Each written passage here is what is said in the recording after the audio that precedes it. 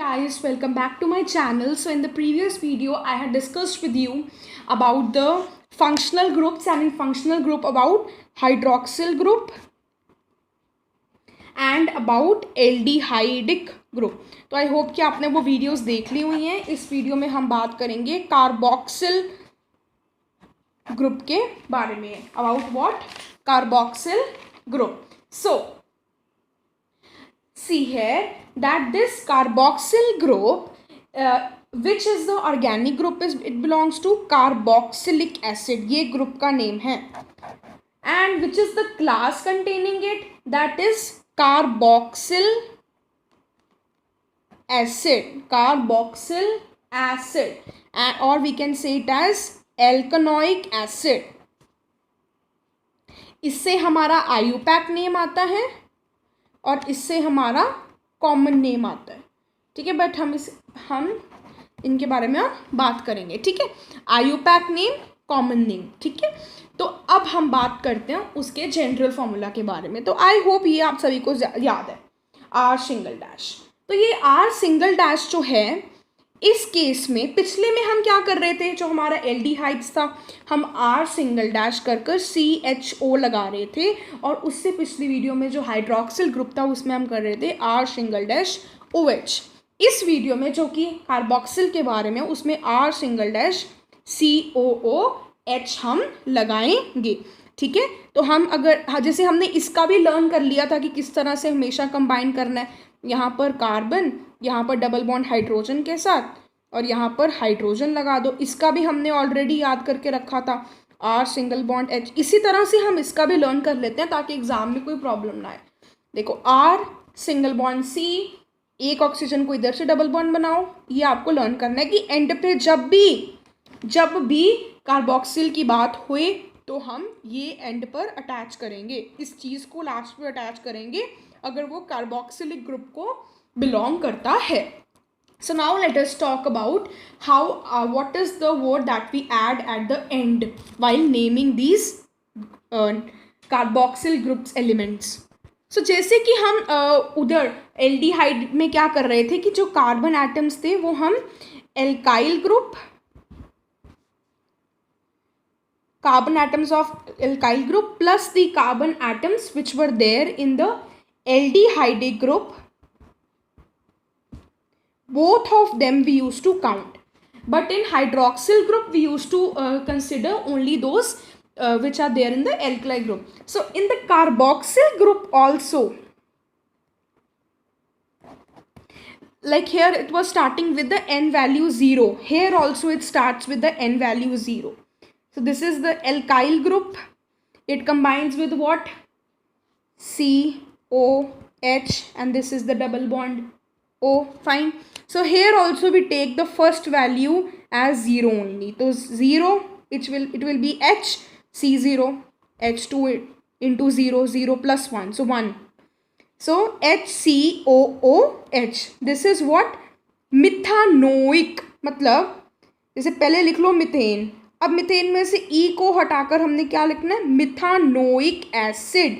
Okay, now so see we have to count the carbon atom of both the alkyl group. यहाँ पे alkyl group में तो कोई carbon atom नहीं है, बट फंक्शनल ग्रुप में है, तो उसका कार्बन के एटम के according we have named it as meth. अच्छा, अब अगर इथानोइक बनाना होगा तो हम एन की वैल्यू 1 देते हैं. ये एक्सेप्शंस हैं, जैसे एल्डिहाइड और कार्बोक्सिल में एक एक्सेप्शन है. ठीक है, जिसमें हम n की वैल्यू 0 से स्टार्ट करते हैं.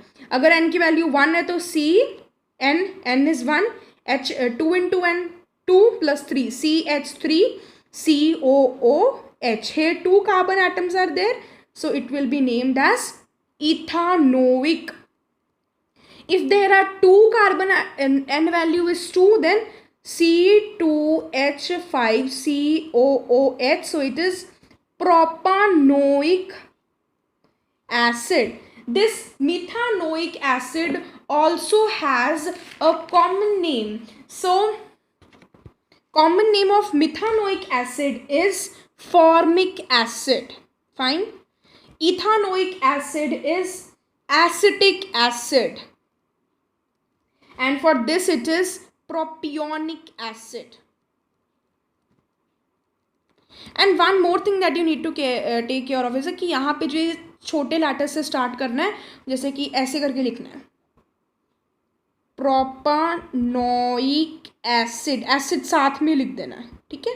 और जब हम कॉमन नेम की बात करते हैं तब हम कैपिटल्स में लिखेंगे और थोड़ी स्पेस भी देंगे बीच में। यहाँ कोई स्पेस नहीं देनी है, कोई कैपिटल्स नहीं यूज़ करने हैं।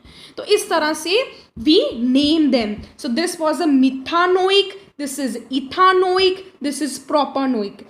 अब ये इसमें चीज़ क्या याद रखनी है कि कार्बन एटम हम दोनों के काउंट करते हैं, वेयर एज हाइड्रोक्सिल में हम सिर्फ एल्काइल ग्रुप के काउंट कर रहे थे, यहाँ पे हम दोनों के करते हैं और एल्डिहाइड्स में भी दोनों के करते हैं। अच्छा, अब now let us make the structures of this three, methanoic, ethanoic and propanoic. So as I have already told you कि एल्काइल ग्रुप के साथ आपको किस तरह से अटैच करना है, सी ऐसे करके आपको सारे अटैच करने हैं।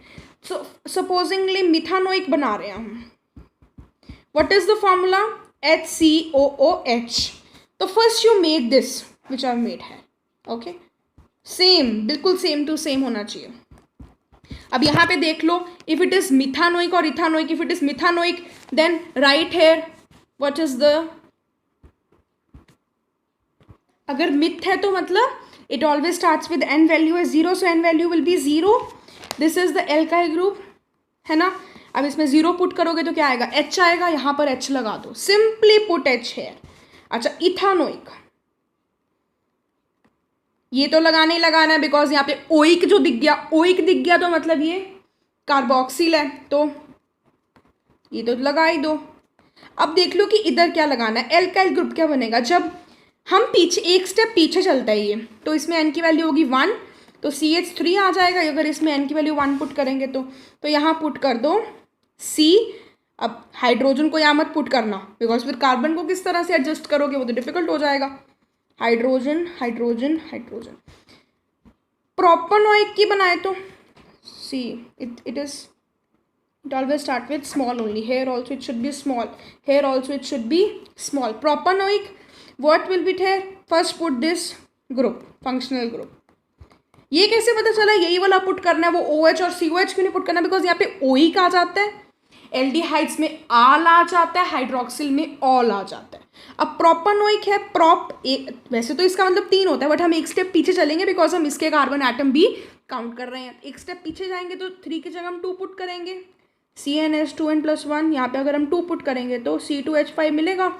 यहाँ क्या पुट करो, 2 कार्बन्स, ये हम वैसे ही बनाएंगे, इसको भूल जाओ, forget about it, okay, just simply forget about this group and ऐसे ही लगा दो जैसे हम पीछे बनाते थे, ठीक है। अब देखो when I forget about this then what will happen, just leave it aside। हम पहले इसकी टेट्रावेलेंसी चेक करते हैं, hydrogen hydrogen hydrogen, tetravalency complete हो गई।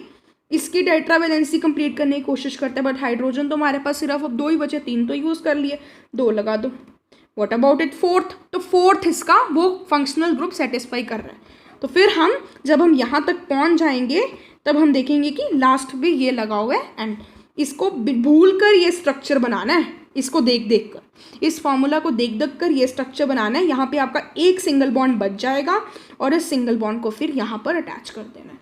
In the next video, we'll be discussing about ethers. So please do hit the like button and also subscribe to the channel. It really motivates me. Thank you so much and bye-bye. Have a good day.